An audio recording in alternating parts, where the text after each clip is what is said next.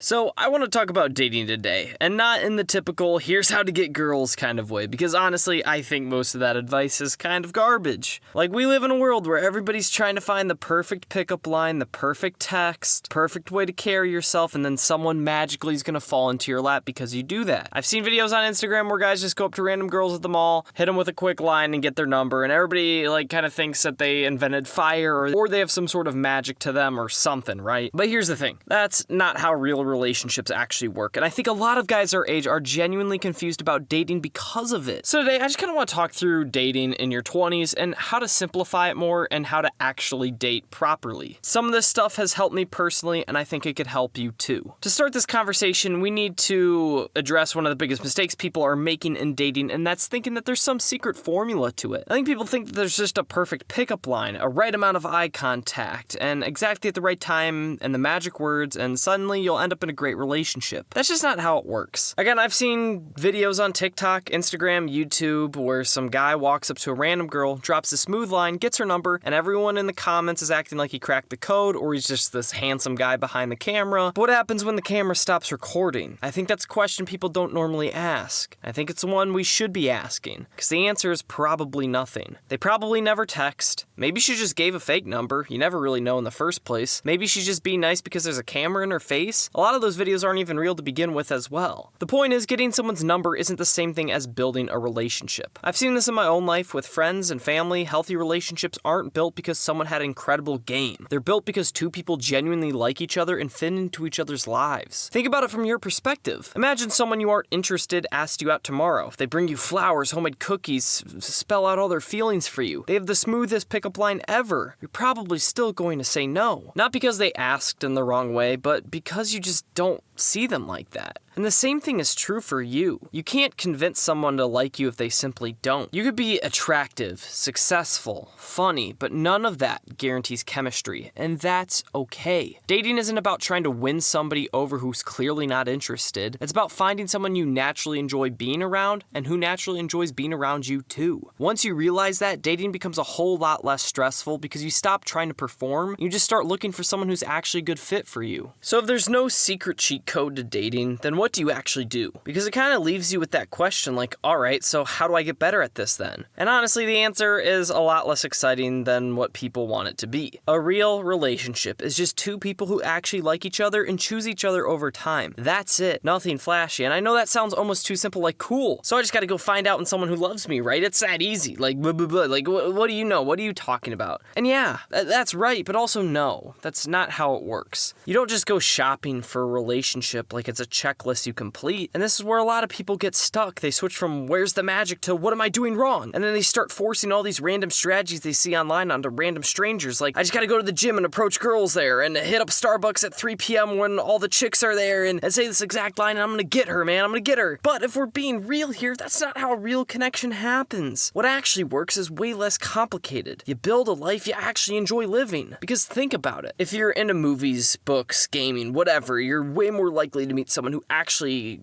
clicks in those spaces than forcing yourself into places you don't even care about just because some TikTok guy says girls are there. Like, if you're not a gym person, which I personally am not as well, going to the gym just to find someone is kind of backwards. You're not even enjoying your own life at that point. But if you're into movies, you'll meet people at theaters, film nights, random conversations about shows. If you're into books, libraries, bookstores, all that. If you're into sports, a certain faith, music, business, whatever it is, you'll naturally end up around people who think like you, and that's the whole point. You don't force the connection first, you build the life first. And then the right people tend to show up inside of it. And yeah, that includes romantic relationships too. Not because you went looking for them, but because you were already living in places where someone like you would want to meet is naturally going to be at. So instead of trying to optimize every move like it's a strategy game of your life, just focus on building a life you actually like waking up to. Because that version of you is way more likely to meet someone who naturally fits into your life anyways. So once you actually start doing things like going to the places you want to go, building a life you actually enjoy, not just because some random dating advice YouTuber tells you to, you're naturally going to meet people. Like, that part is kind of taken care of itself, right? And it might not happen right away. It might not happen for a year or two. But you'll run into people you're attracted to, people you might want to ask out, and that's all good. But here's the thing a lot of guys miss. It's not just about finding someone. It's about finding the person who actually fits into your life. For me personally, one of my biggest non-negotiables was faith.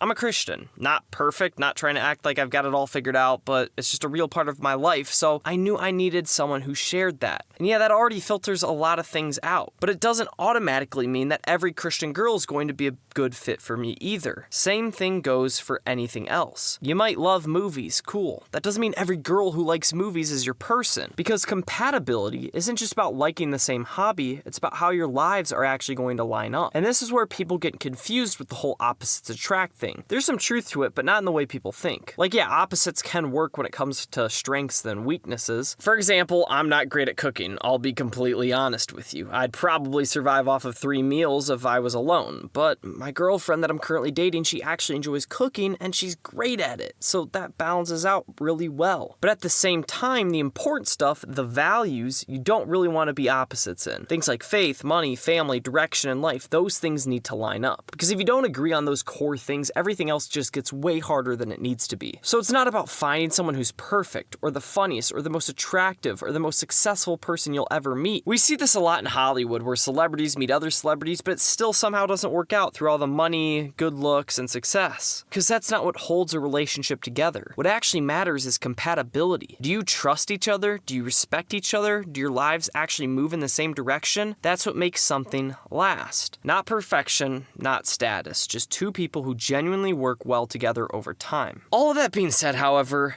nobody's perfect. And I feel like we kind of forget that when it comes to dating. A lot of advice online basically pushes this idea that there's a perfect person out there that's gonna fix you. Like if you just keep leveling up or waiting long enough, you'll eventually find someone who checks every single box and everything just clicks instantly. But I'm gonna be real with you. That person doesn't exist. There's no perfect match. There's no flawless relationship where everything is at 100 out of 100 at all times. And honestly, if that's what you're waiting for, you're just gonna be sitting on the sidelines forever. And I don't mean to be rude, because real relationships don't start as something perfect. They start as something normal. For me, I've been on a lot of first dates, and I mean a lot of them. And most of them just ended after one. Not because there was a big fight or anything dramatic, nothing crazy. It was just pretty clear that honestly, it wasn't going to go anywhere, and that's actually normal. But then eventually I did end up meeting somebody who's my current girlfriend. It wasn't like this instant fireworks moment though, or fairy dust. It's not this is the one type moment. It was just a good time. We talked, we laughed, and we both kind of thought, yeah, I'd like to do this again. And the second date was good, and the third date was good, and it just kept building from there.